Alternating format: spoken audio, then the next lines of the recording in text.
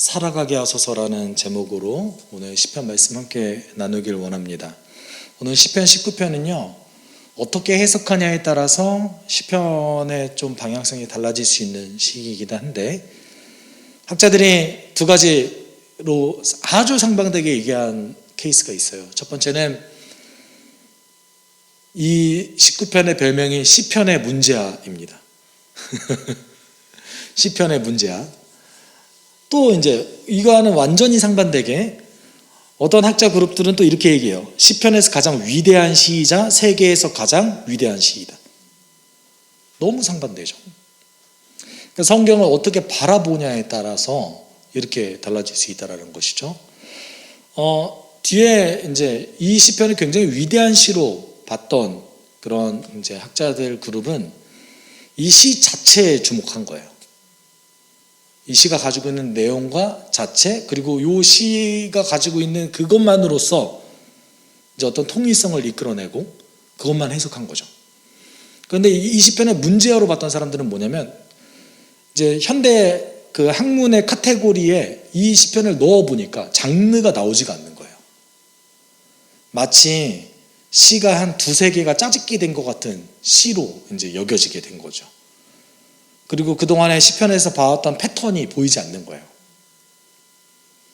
그러다 보니까 이 시편은 문제아 취급하기 시작하고, 그리고 이제 조금 오래된 주석을 보게 되면 이 시편을 마치 이제 두 가지의 시가 함께 뭉쳐져 있는 시로 여깁니다. 그러면 어떤 게 옳을까요? 물론 이제 학자로서의 욕심은 이해합니다. 그리고 어떤 실제로 그들이 주장하는 대로 두 가지의 시가 함께 뭉쳐져 있을 수도 있었겠죠.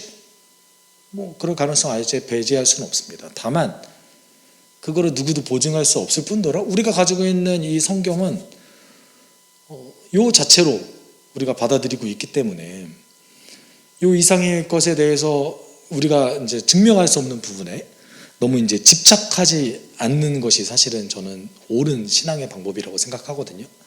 물론 이제 학자들은 신앙생활을 하기 위해서 학문을 하는 것이 아니라 그들의 이제 영역이 있기 때문에 그렇게 얘기는 하지만, 다만 이제 우리가 신앙서적을 읽거나 어떤 이제 시편에 대한 책을 읽을 때 굉장히 상반된 학자들의 주장들이 존재한다. 그리고 그 주장을 하는 사람들에 따라서 너무나 다른 성경 해석이 등장한다라는 것이죠. 한국도 그렇습니다. 예를 들어서 한신대학원을 출강하고 있는 교수 중에 도울이 있어요.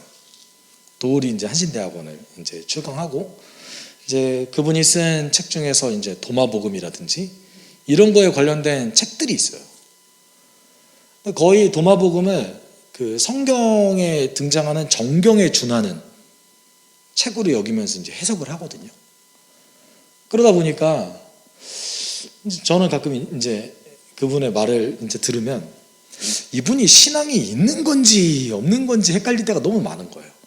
또 어떤 측면에서 보면은 예수의 가르침에 굉장히 집중하기도 하면서 어느 측면에서 보면 성경을 너무 난도질을 하는 거예요.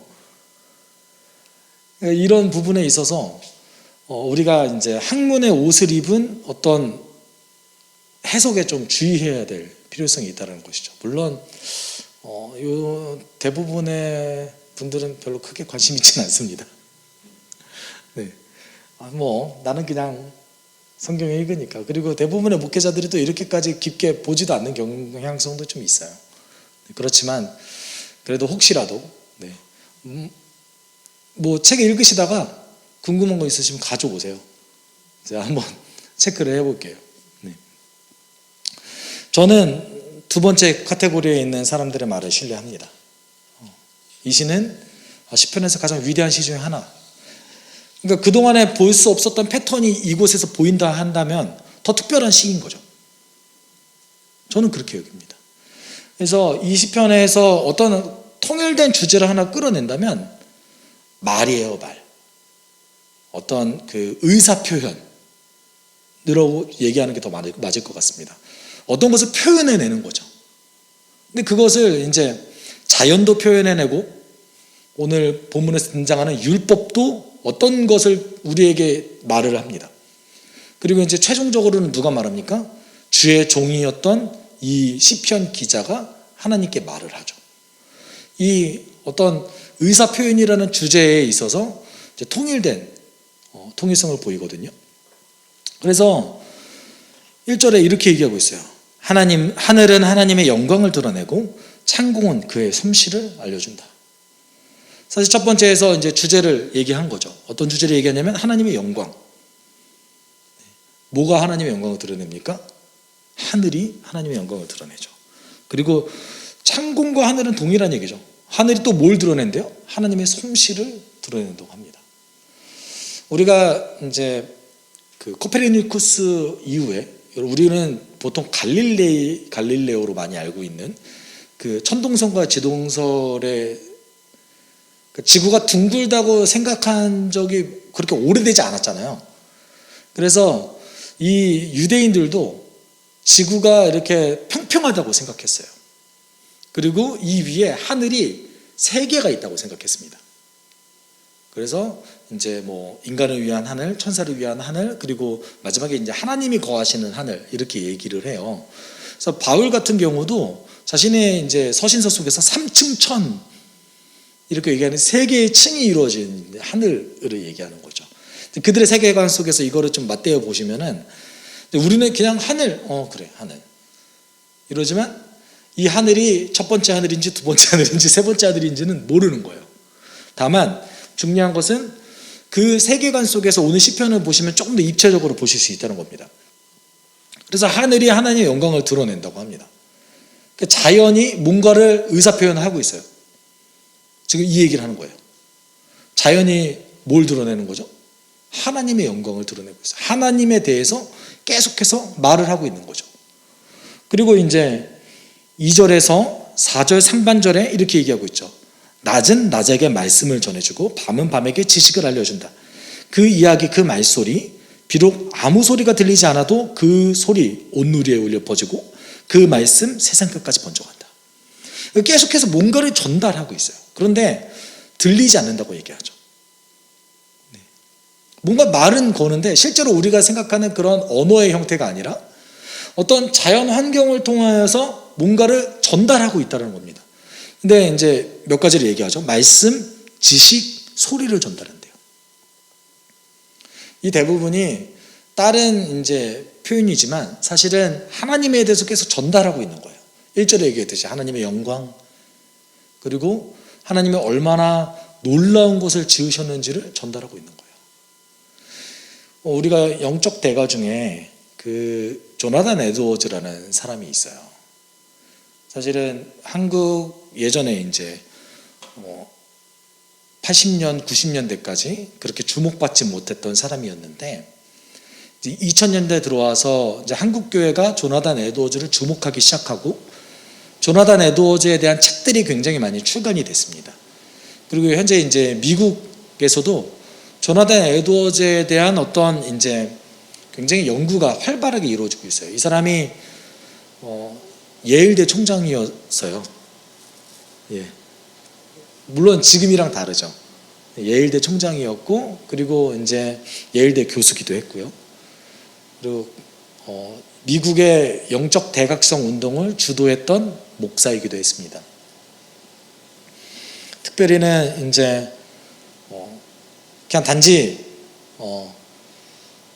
그냥 뭐 교수였다 총장이었다 얘기 아니라 기독교가 낳은 철학자이자 천재 중에 한 명이었어요. 7세 때 라틴어를 마스터했고요. 그리고 특별히 이제 가장 좋아했던 철학자 중에 그 에드워즈가 가장 좋아했던 철학자가 존 로크였다고 해요. 그리고 누구보다 탁월한 어떤 자연이나 이런 부분에 대한 에세이를 쓸 수 있는 사람이었어요. 그러니까 당시에 최고의 지성인 중 한 명이었던 거죠. 최고의 지성인 중 한 명이었습니다. 그래서 조나단 에드워즈의 어떤 설교문이라든지 이런 거를 읽었을 때 굉장히 이제 성경적이고 학문적인 측면이 좀 있습니다. 근데 이제 영적 대각성 운동을 주도했기 때문에 그때 막 기적이 막 엄청 일어난 때였거든요. 그렇기 때문에 이제 조나단 에드워즈가 마치 뭔가 되게 신령하고 능력을 행했던 사람인 것처럼 마치 알려지는 경향성이 있었는데요. 그 사람 굉장히 철학자이자 학식 있는 사람이었던 거죠. 근데 원래는 예수를 잘 믿어지지 않았어요.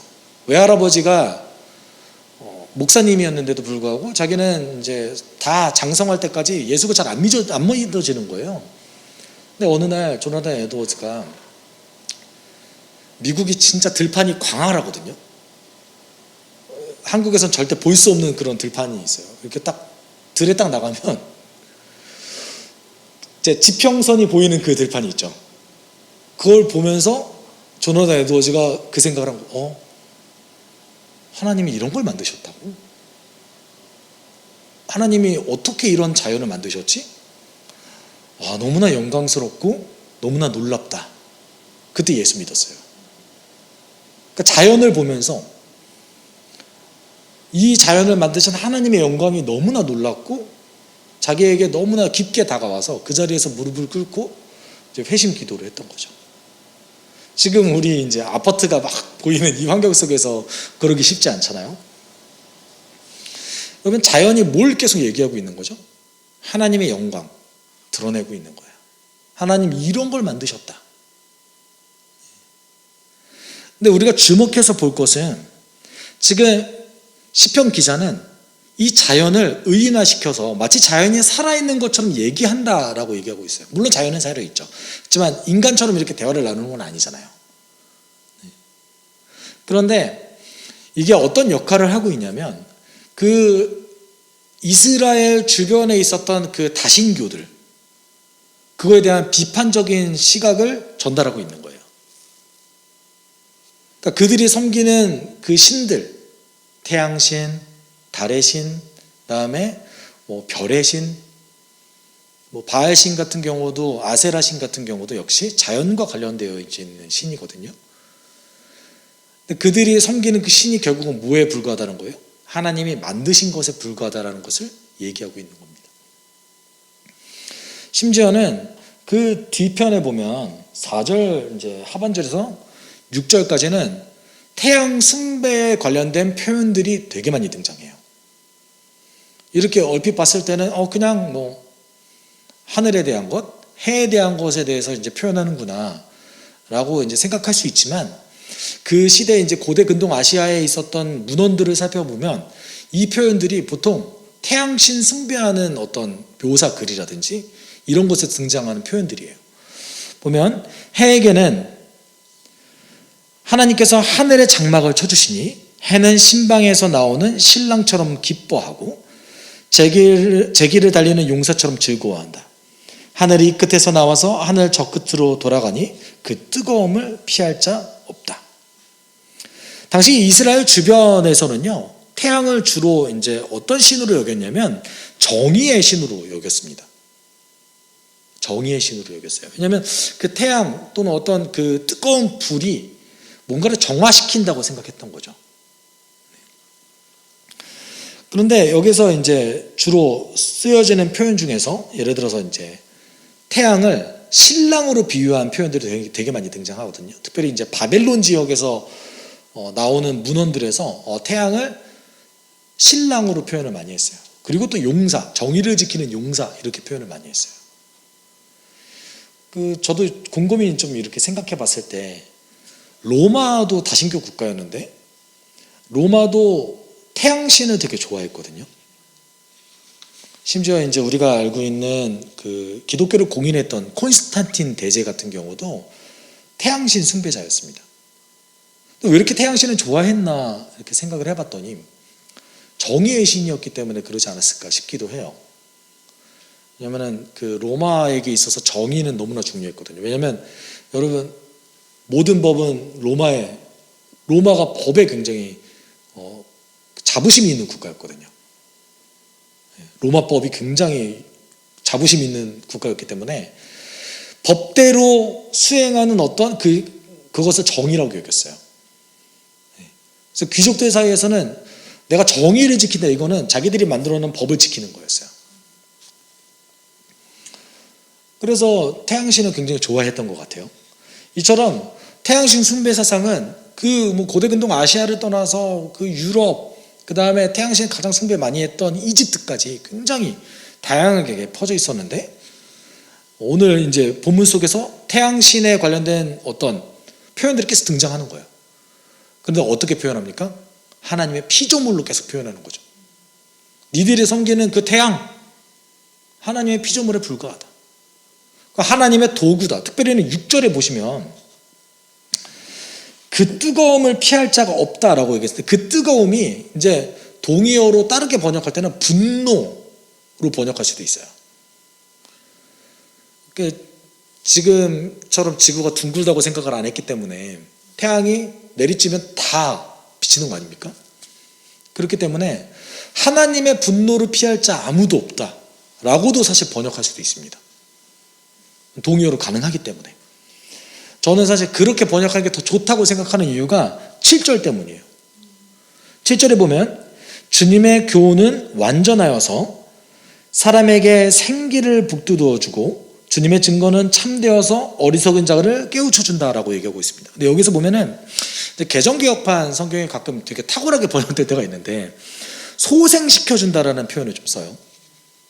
소생시켜준다. 근데 여러분, 이 소생시켜준다라는 표현이 어떤 표현이냐면, 보통은 언제 쓰이냐면 회개할 때 쓰여져요. 이 표현이 이제 슈브라는 표현인데, 회개할 때 쓰여지는 거예요. 명령어로 슈브가 쓰여지면 회개하라 이거예요. 근데 여기서는 어떻게 번역된 거예요? 소생시켜준다, 다시 되살려준다로 번역된 거죠.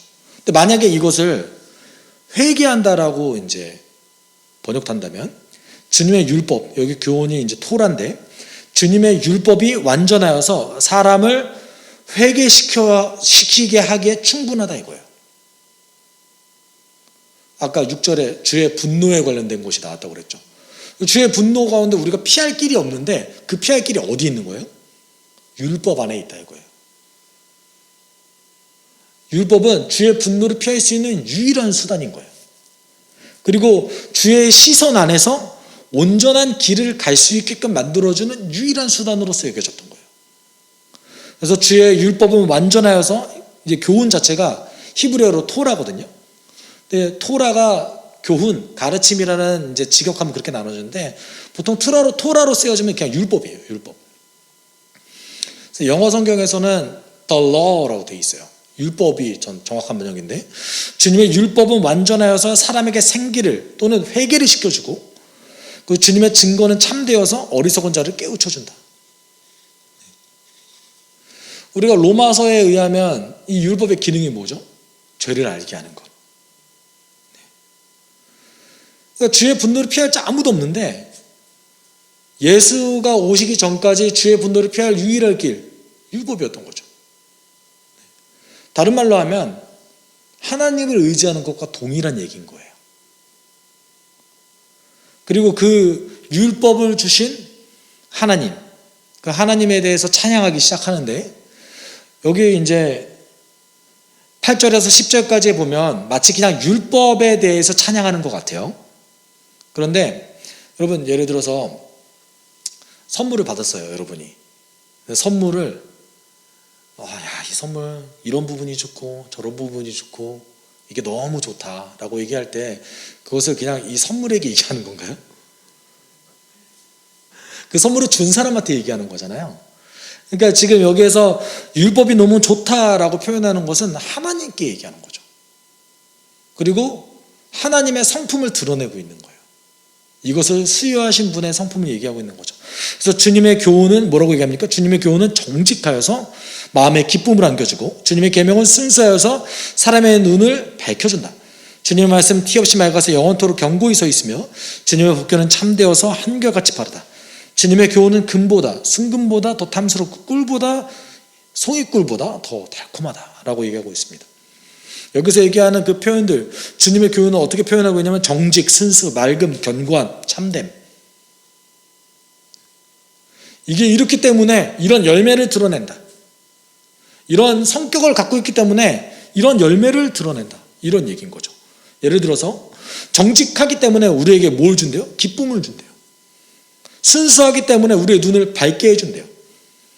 티가 없이 맑기 때문에 영원토록 견고히 설 수 있는 어떤 열매를 준대요. 참되기 때문에 한결같이 바르게 한대요.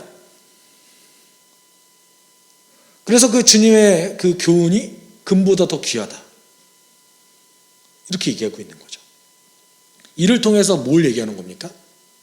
이 말은 다르게 얘기하면 하나님께서 정직하시고 순수하시고 맑고 견고하시고 참되다고 얘기하는 거예요. 그리고 그 하나님 우리에게 이런 열매를 주신다.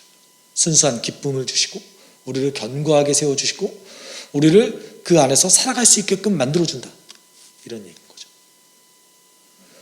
그 율법이 앞서 얘기했듯이 하나님의 분노를 피할 수 있고 그리고 하나님의 분노 안에서 회개할 수 있는 기회를 주는 것, 그리고 그 이어서는 그 율법을 따라서 쭉 가는 것은 하나님의 성품에 참여함과 동시에 하나님이 주시는 그 열매들을 누릴 수 있게끔 만들어준다라고 얘기하는 거예요.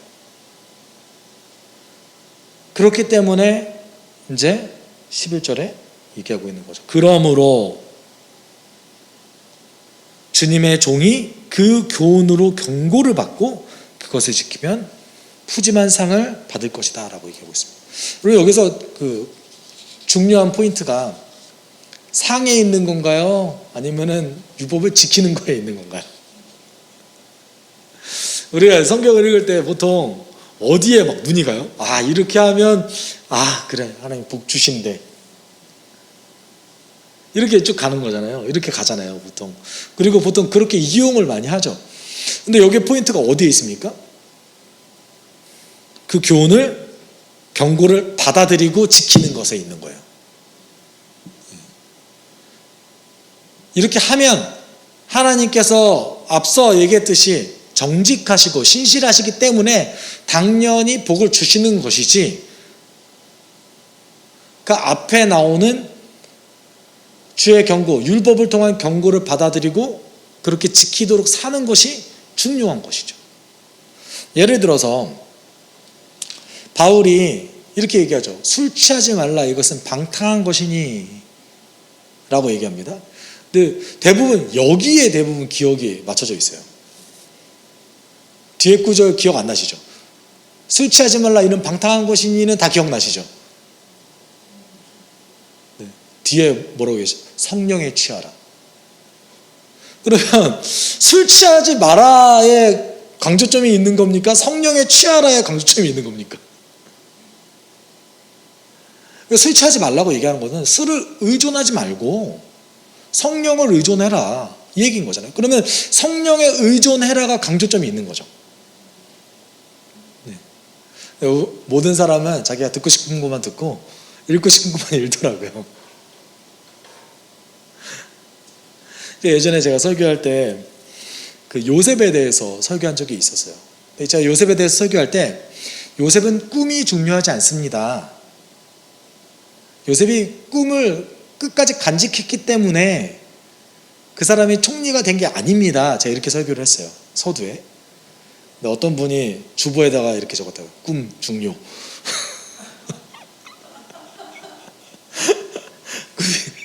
제가 그거 보고 어라?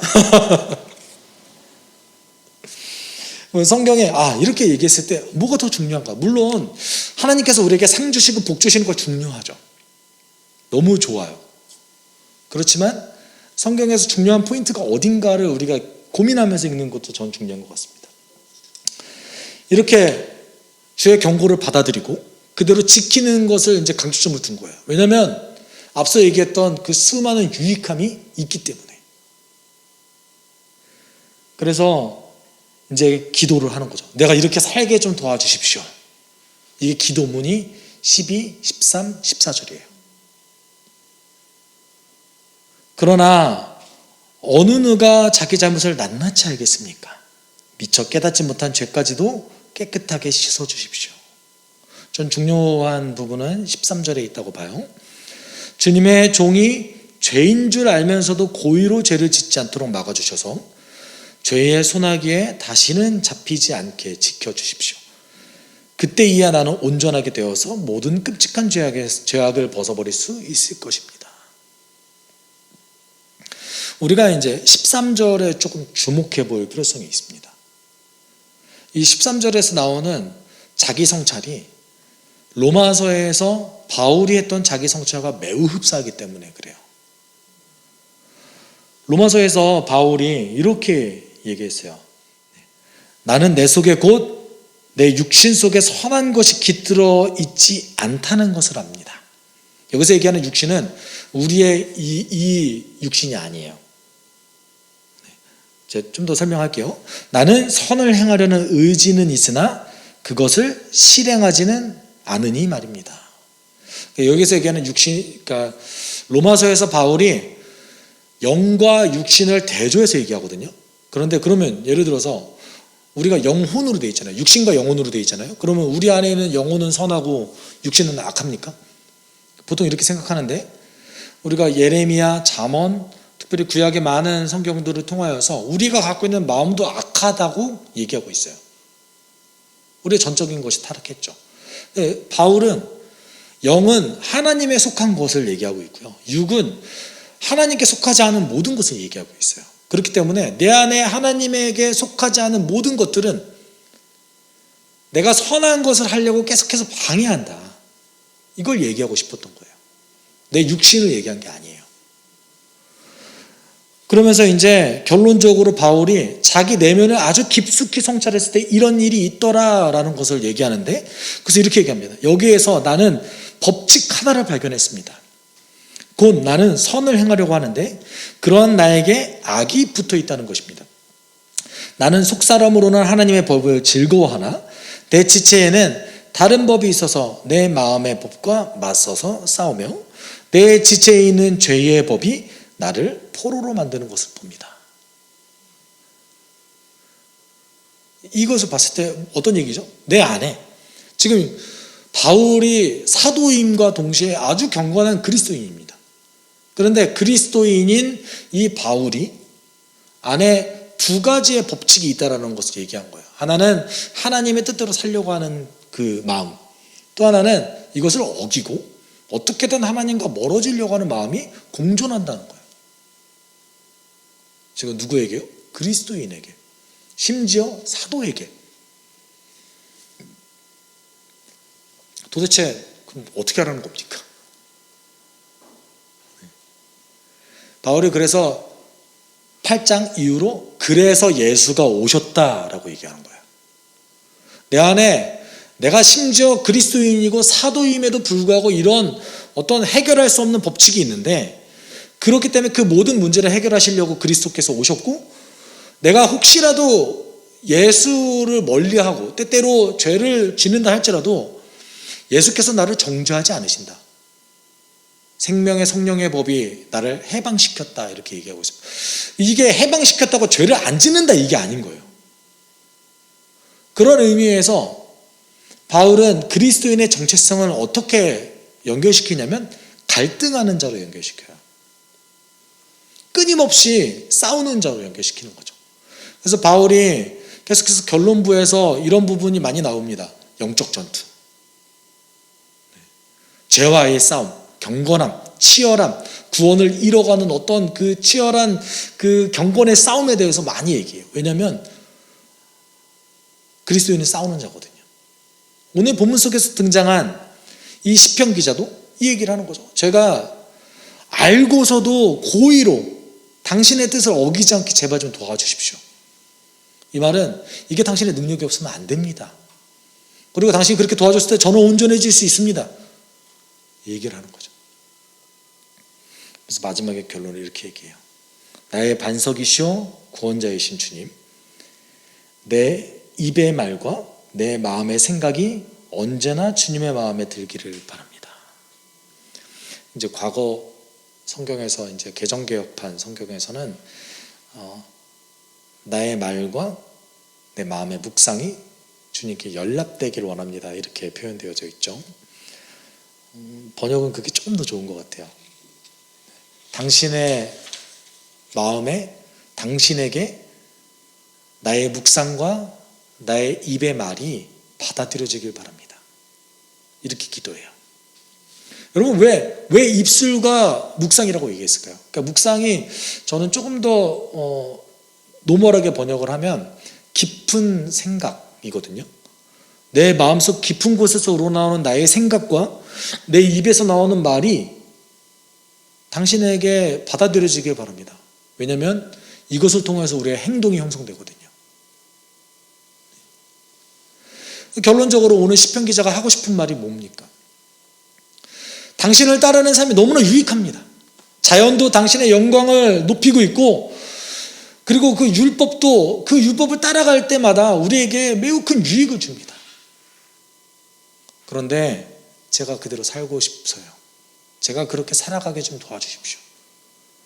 하나님, 제가 제 안에 있는 어떤 그 내면을 깊숙이 살펴보니까 이렇게 살아가는 게 어렵습니다.